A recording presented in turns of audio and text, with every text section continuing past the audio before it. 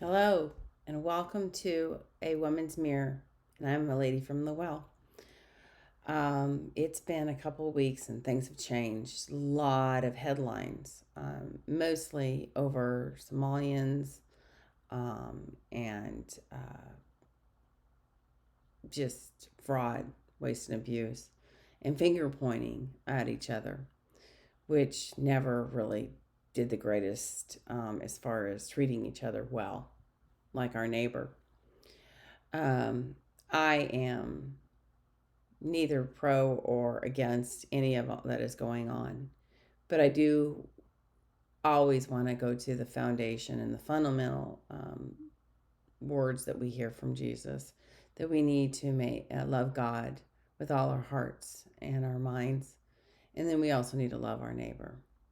What does that look like? What does our neighbor look like? Well, we were told through the scriptures that our neighbor could look like the Samaritan. Funny enough, we talk about the lady at the well, who is the Samaritan, and walking across on the other side of the street, and whether or not we help that individual.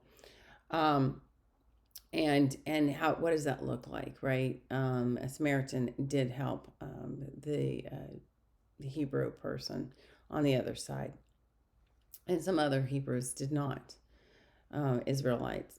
So, what does that mean? Do we just take a blind eye to somebody that's hurting? Do we just um, help everybody that is hurting? Do we understand and have the discernment of what is truly a problem and what is not? Do we get in the way of the workings of Jesus, or do we actually um, pray to Jesus and then step away and lend a helping hand as our neighbor? I am often scratching my head on, like, what should I do? Fundamentally, what should we do? So, what Jesus gives us a template on how and what we should do. The other thing is looking at this whole, standing with Israel. I don't stand with Israel. I stand with Palestine. I stand with this. I stand with that. I do, all of these polarizations of things. And I had to go back and pull back and just really understand which religion has one God and the same God. What are the main religions? Well, the main religions are Muslim, Christianity, and Jewish. And they have the same God. They claim to have the same God. They call it different names, but they have the same God. And it all comes down to the situation of the slave's wife and Sarah, Hagar and Sarah, and Abraham, and where that covenant lies. There is a covenant, there is an agreement, there is a promise for Ishmael. So the Bible tells us that he will do well and he will have kingdoms on the earth. And he will look to his brother, Isaac, and he will not be happy, but he will have great rewards on this earth and many children and descendants.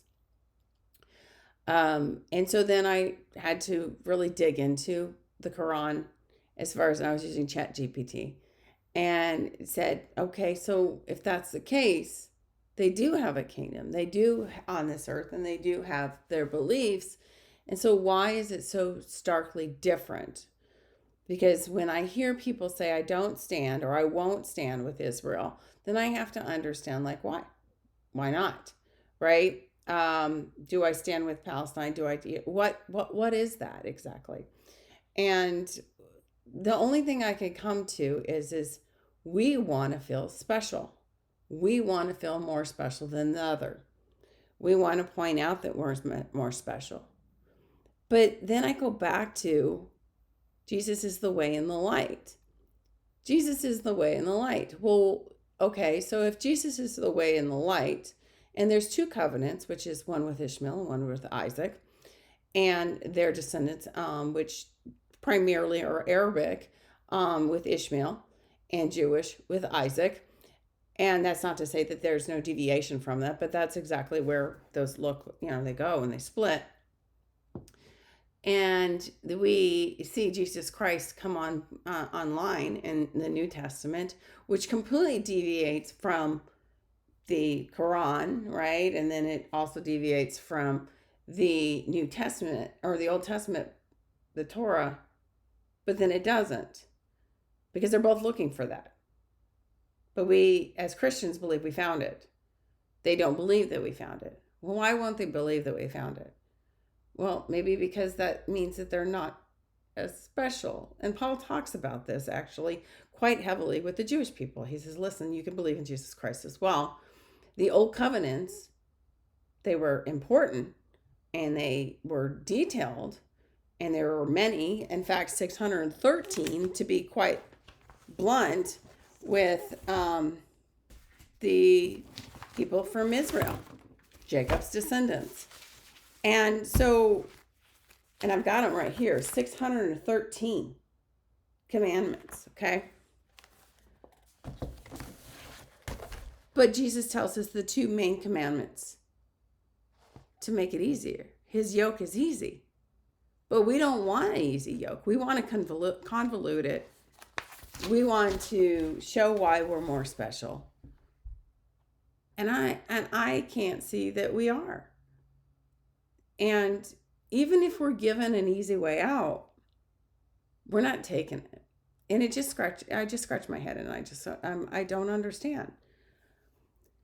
It feels like a silvery rivalry. And that's been lasting for a very long time. Just like you have two children that you love. They are complete opposites. But you still love them. And even if you told the one child that you love them just as much as the other, and vice versa, there's always going to be a want or a need to be loved more. And maybe even a want or a need to be loved more with less that you give them. And if you're a parent and you're a good parent, you love them both. And you love them as individuals. So in my mind, that's what God does to us. He loves us. And he loves us all. He loves us so much that he gave us his son. And he made it easier on us. But we have to choose that, which is the free will.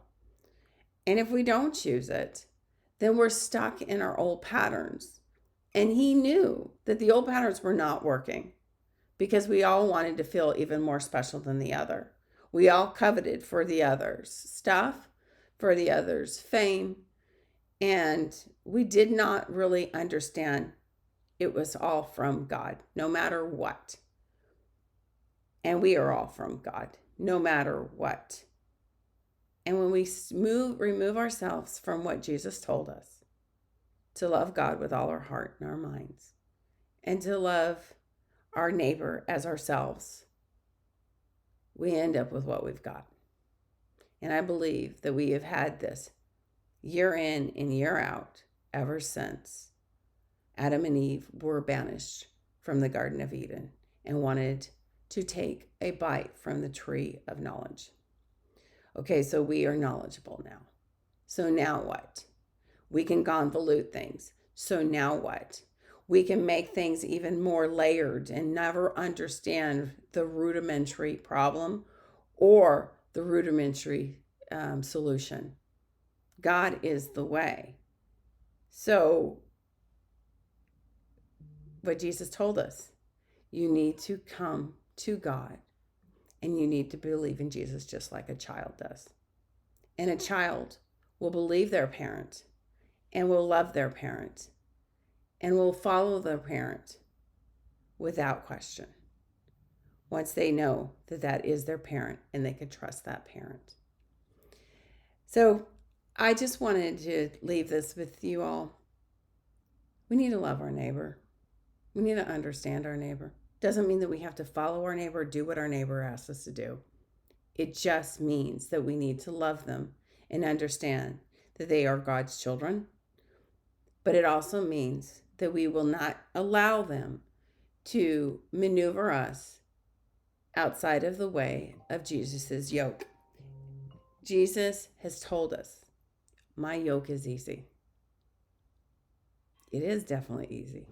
when you compare it to the 613 commandments, the mitzvah, when you compare it to that, it is easy. But when you convolute it and you manipulate it in your mind to make it something that it is not, it will never be easy. So just check yourself. Is it, whatever it is, connected to loving God with all your heart and mind?